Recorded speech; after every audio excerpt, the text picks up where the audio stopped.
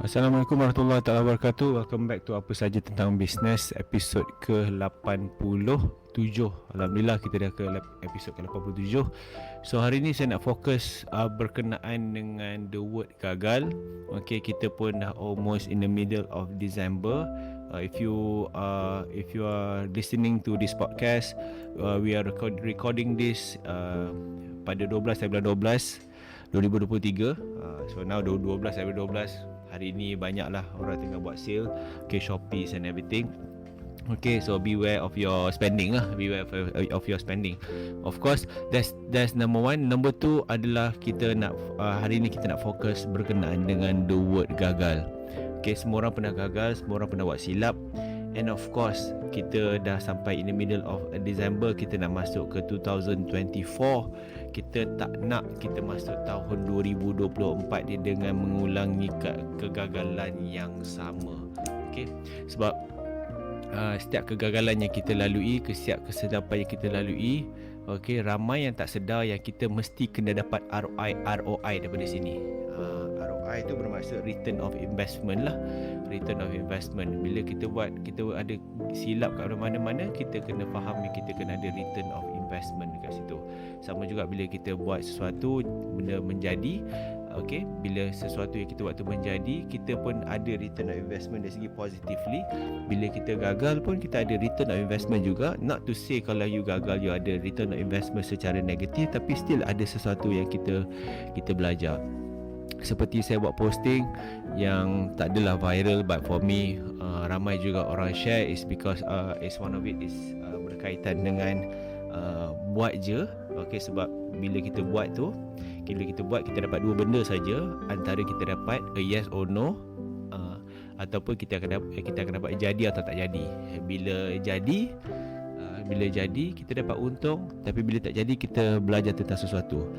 But hari ni kita nak fokus berkenaan dengan kenapa benda tu tak jadi dan apa ROI yang kita patut dapat dan kita sedar dan kita kena ambil sebagai satu sandaran supaya kita tak ulangi benda yang sama. Okay, dia rules of bila kita gagal ni, rules bila kita jatuh ni, kita jangan bangkit terlalu cepat. That's the rules. Kita jangan bangkit terlalu cepat. Kita bila dah jatuh, kita jangan cepat-cepat bangun. Sama juga kita accident motor pun, kita jangan cepat-cepat bangun sebab it will make things worse. Kalau kita jatuh basikal pun, kita jangan cepat-cepat bangun sebab it will make things worse. Kita tak tahu kat mana patah riuk dia, kita tak tahu kat mana ada luka dia. Kita slowly bangun dan kita tengok kat mana yang kita perlu perbetulkan. Okay, sebab bila kita terlalu cepat bangun, satu, kita akan make things worse, dan nombor dua adalah kita akan ulang kesilapan yang sama berulang untuk kali kedua, kali ketiga, kali keempat. Depends on you punya what we call that. It depends on you punya berapa kali yang you buat silap. Okay, berapa kali buat silap. So kita take time, sit down and fikir kenapa jadi macam tu, kan? Kalau kita tak duduk dan fikir, kita akan bangkit dan kita tak ada masa untuk fikirkan benda yang sepatutnya kita buat, dan berbeza daripada round yang sebelum ni. Kalau round kedua kita bangun untuk nak bangkit semula, kita kena faham kita kena buat benda yang berbeza. Kalau kita buat benda yang sama, expect result yang sama, result yang berbeza, itu gila namanya. Semua orang tahu. Ini semua orang tahu. So hari ni just nak fokus, kalau gagal apa ROI kita dapat dan macam mana kita nak pastikan kita dapat ROI yang kita nakkan daripada kegagalan yang kita lakukan atau kesilapan yang kita buat. Tak kisahlah korang berniaga apa, ayam, ikan, okay, takat gambar, gadget, you berniaga cawan pun, berniaga air pun, berniaga jam ke, whatever you berniaga, setiap ada waktu you akan buat silap. And happens to be 2023 ni adalah tahun yang sangat mencabar untuk semua orang. Okay, most of you sangat mencabar untuk semua orang. Ada yang mencabar dari segi macam tak dapat untung, ada yang segi mencabar dari segi macam terpaksa tutup bisnes, ada yang mencabar dari segi macam terpaksa pivot bisnes, saja tukar bisnes, ada yang mencabar dari segi macam staff keluar masuk, ada yang segi mencabar dari segi tak dapat growth yang diorang dapat, yang diorang target. Mungkin diorang target dalam 50% tapi dapat 20% saja, walaupun grow tapi tak grow as expected. mencabar juga. So 2023 ni akan mencabar, but if you don't learn anything from apa cabaran yang korang lalui untuk 2023 ni, you will not have a better year for 2024. Okay, tak semua masalah berkaitan related dengan benda yang sama. Okay, semua orang is ada masalah sendiri, is custom tailored to everyone. Ni ada masalah staff, ada masalah growth, ni ada masalah tentang funding, ada masalah dengan customer tak ramai, ada masalah dengan production. So kalau korang tak boleh identify kat mana ROI korang dari segi kegagalan korang, you will not have a better 2024. Now I nak kongsikan 4 benda yang korang kena buat, okay, untuk memastikan korang boleh dapat ROI untuk setiap kesilapan yang korang dapat. Even though matter of fact, kalau you nak patah balik ke 2022, guna method yang sama, you boleh dapat, oh disebabkan ni lah aku tak jadi, bisnes aku tak jadi, bisnes aku ada cabaran untuk 2022, ataupun bisnes aku jadi untuk 2022 dan 2023 tak menjadi pula, is because of this. Sebab benda yang paling bahaya dalam bisnes adalah bila kita gagal atau kita rugi, kita buat benda tak jadi dan kita tak tahu kenapa benda tu tak jadi. Itu benda paling bahaya, sebab you will keep repeating the same problem and repeating the same problem, then end of the day you are making the same mistake. Okay, nombor 1, okay, we go deep dive. Okay, deep dive right now. Nombor 1, kita kena tahu kat mana benda silap ni berlaku, di mana, dekat fasa mana. Kalau macam dalam jualan, kat mana yang terjadi, kenapa tak close. Kalau dari segi macam production, kat mana produk tu tak jadi, tak berkualiti. You have to identify, kena pinpoint. Kalau boleh tunjukkan jari, tunjukkan jari. Sebab kalau kita tak tahu kat mana silap dia, ataupun di mana betul-betul that exact location atau exact fasa mana, hari berapa, pukul berapa, kat mana silap dia, kita tak boleh nak perbetulkan problem tu. Kita tak boleh nak dapat ROI. Sebab rules of having a problem, rules having an issue, rules having a crisis adalah you have to understand. You have to spend 90% of that crisis to understand the crisis, understand the problem, understand the issue 90% of the time. So untuk you faham, you kena nombor 1, kena tahu kat mana benda tu, kat mana silapnya berlaku. Kat mana silap dia. Mungkin contoh dari segi macam you punya growth you, ataupun perkembangan syarikat you tak berkembang seperti yang you jangkakan. Kat mana silap dia. So you backtrack. That's why kat sini lah sistem, processor, selepas tu record penting. Dia tengok jualan setiap hari, you tengok pula dari segi macam kedatangan staff, you tengok pula dari segi macam product quality, production macam mana, lepas tu you tengok pula HR, you tengok cara you customer service, you tengok pula marketing, you tengok pula sales. You will identify, paling mudah identify yang 6 tayar tu. 6 tayar selalu benda-benda biasalah, benda sales, marketing, HR, operation, legal and IT. Kat mana problem dia? Mungkin problem ni adalah, oh staff aku cabut disebabkan HR tak bagus, ataupun dari segi HR tak bagus, ataupun produk tu dia orang rasa kita jual produk yang tak bagus. Mungkin produk tu kita rasa okey, tapi sebenarnya produk tu tak bagus, but the staff rasa macam kita menjual produk yang bukan halal thayyiban. So dia rasa tak okey, dan semua orang berkomplain, rasa tak okey juga, dan orang pun angkat kaki gerak dari company kita. Mungkin dari segi growth pula, mungkin problemnya adalah dia sebab kita untuk nak growth ke 50% to 100%, you cannot depend on one product. Kita tak boleh nak depend on one product, kita kena depend on multiple product. Mungkin kita tak boleh nak depend on one sales channel, kita perlukan multiple sales channel. Mungkin kalau kita tak boleh nak buat ke B2C saja, kita kena buat B2B juga mungkin. So where it went wrong, kat mana salah tu. So identify first, kat mana salah tu. Rupa-rupanya produk kita sebenarnya tak halal thayyiban. That's why lah kita tak dapat that's why kita tak dapat growth kita nak, ataupun that's why kita tak kita tak dapat retain staff kita cabut. Dan kita tahu, oh hala tu Iban, let's come to the second part nombor 2, which is apa benda yang salah. Tadi kat mana? Now apa benda yang salah? Okay. Sebab kenapa benda ni kena step by step, kita kena tahu kat mana salah dulu, baru kita tahu, oh kat sini sebenarnya salah, oh disebabkan ni. That's why ada number 1 kat mana, nombor 2 apa yang salah. Apa yang salah. Kalau you macam you meniaga kedai makan, meniaga ataupun buka kafe kan, buka kafe, you tak dapat sales yang you perlukan, rupa-rupanya oh kat mana silap. Kat silap je adalah kita kurang pergi approach kafe, kita kurang buat marketing, kita lambat buat itu, kita lambat buat ini. So kat situ, oh ini silap dia, dan kita identify dan kita terus buat tindakan based on that. Kita dapat dah ROI, oh ini ROI dia, kita belajar benda ni. You kena faham, bila buat silap, kita pun buat silap yang sama, company besar-besar pun buat kesilapan yang sama tau. Buat kesilapan yang sama, cuma korang tak nampak disebabkan dia orang ada capital yang besar untuk tutup kesilapan diorang supaya korang tak nampak. Cuma kita bila kita buat silap, kita post kat social media. Tu beza kita dengan company besar ni. Okay. So diorang tahu, sebab semua bisnes sama je, ada 6 tayar, ada itu, ada ni, sama je. Cuma beza je diorang dalam skala yang besar, production diorang skala yang besar, diorang punya team diorang skala yang besar.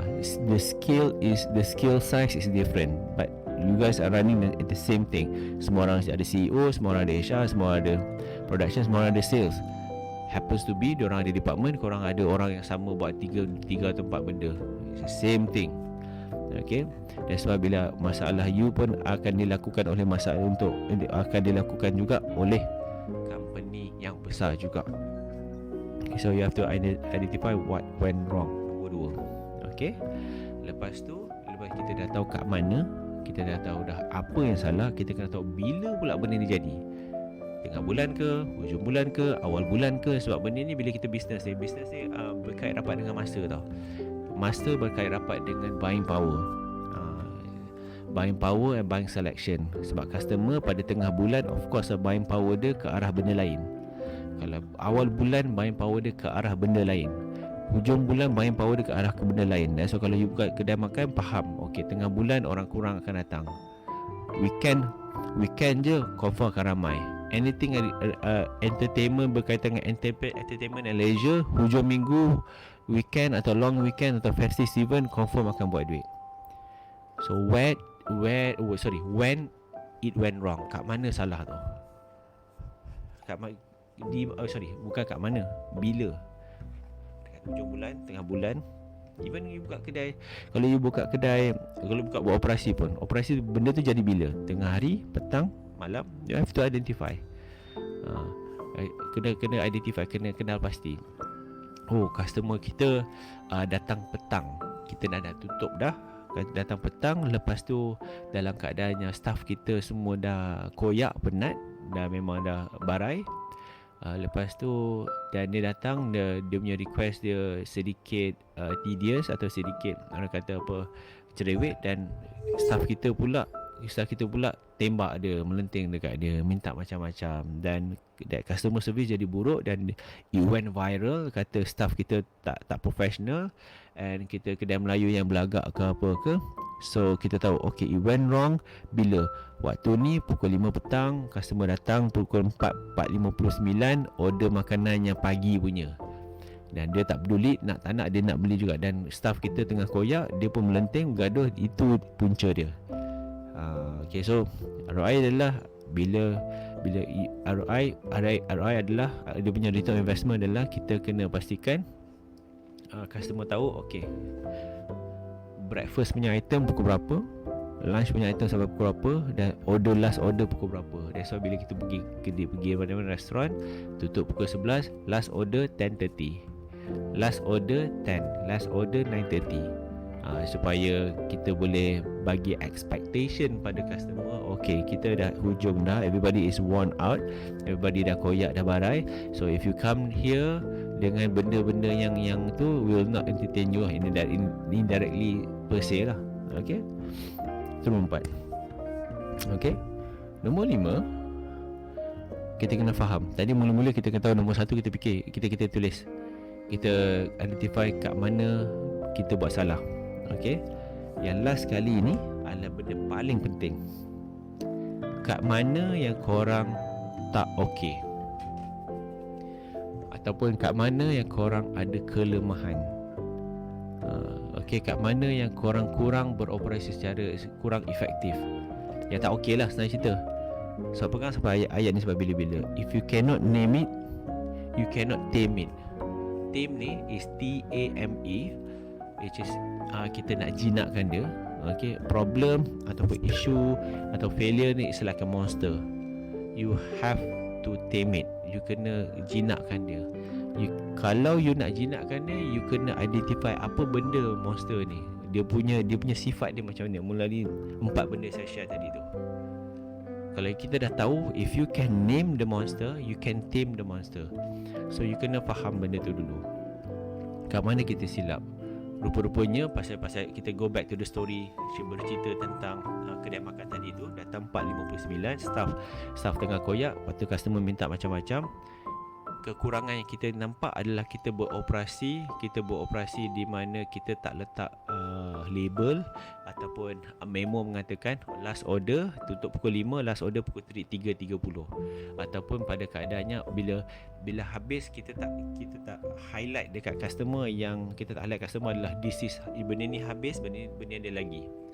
Saya selalu kalau pergi kedai makan, kita pergi restoran, buka menu, saya tak tanya apa yang special, saya tanya apa yang tak ada. Siapa pernah makan dengan saya, siapa pernah pergi restoran dengan saya, that's the first question I ask.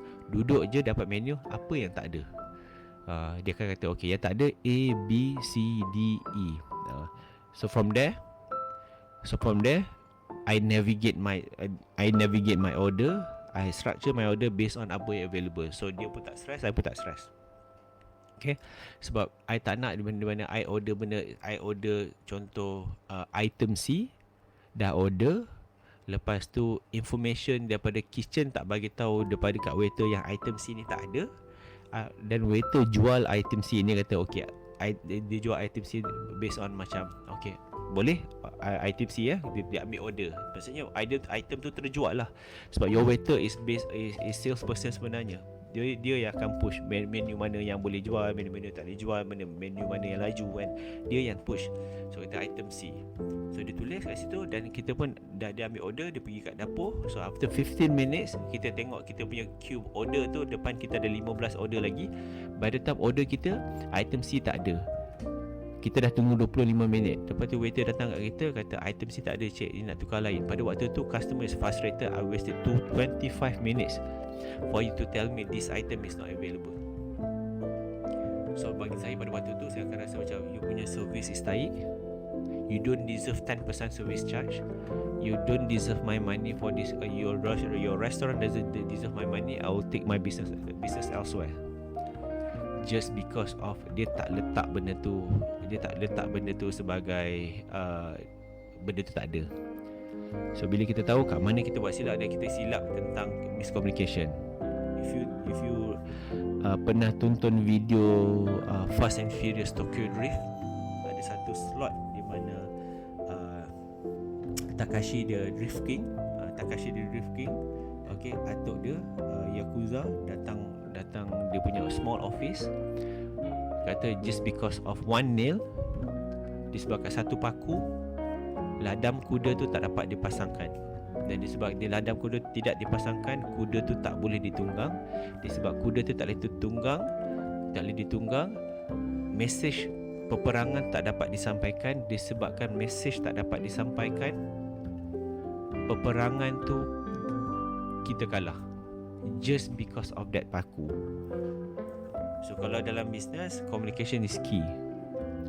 So bila tengok daripada kesilapan korang, ROI adalah okay, kita miscommunication, kita kurang, kita lemah kat communication untuk situasi yang order barang tak ada tadi tu. So I try to help out orang-orang yang di restoran waiter. Kita bantu dia, kita pun tahu bukan salah dia, salah toke tak bagi information yang tepat. Saya tanya apa yang tak ada, dan dia ambil menu tu. Kejap tuan, saya double check dulu kat belakang. Pada waktu baru double check, at least dia jimat kita punya 25 minutes. So kata okay, yang tak ada A, B, C, D. Okay, yang ada D, E, F sampai Z. Okay, I structure my order based on F sampai Z. Belum mana I have to go through the process of 25 minutes. Betul nak ada bad experience I know, then I show in social media virals and everything. Kat mana you tak okay, tak perform, tak okay ke, yang mana you lemah ke, yang mana you kurang ke, kena tahu. If you cannot name it, you cannot tame it. So ayat keyword hari ni, I ask every one of you to comment. Siapa yang mendengar, comment. Ayat dia adalah, if you cannot name it, you cannot tame it. Name nama lah, tame is T-A-M-E. Okay. So kebanyakan business hari ni, monster ataupun kegagalan atau kesilapan yang orang ada adalah kekurangan sales. Kebanyakan. Sebab of course bila kita ada sales yang okay, you can settle, you boleh settle you punya growth. That's number one. You boleh settle you punya OPEX and everything. Dan banyak problem dalam business boleh diselesaikan dengan jualan yang cukup. Okay, so pada 30 hari bulan ni, okay, every single month saya akan sit down dengan you guys pada hujung bulan untuk saya bantu korang dalam bentuk jualan. That's the only part yang saya boleh spend time. Okay, setiap hujung bulan. So untuk bulan ni 30 hari bulan Disember, saya akan spend 3 jam dengan korang untuk kita kupaskan cara jualan yang macam mana customer nak membeli. Okay, kita akan grow sales kita dengan engaging, dan kita boleh convert customer kita the way customer membeli sekarang ni. Ini based on pengalaman saya bercakap dengan 300,000 consumer. Okay, dan across 4,000 company yang kita pernah invested, dan across 227 syarikat yang kita pegang equity, yang kita ada anak syarikat lah dalam kita punya conglomerate. So link boleh scan the QR code. Okay, link in the bio. Okay, link dekat dekat bahagian komen. So I see you guys in 30 hari bulan Disember in Jom Jual 3.0. Semoga bermanfaat episod kali ini. I'll see you guys in the next one. I hope you guys learning something today. Terima kasih. Assalamualaikum. Peace.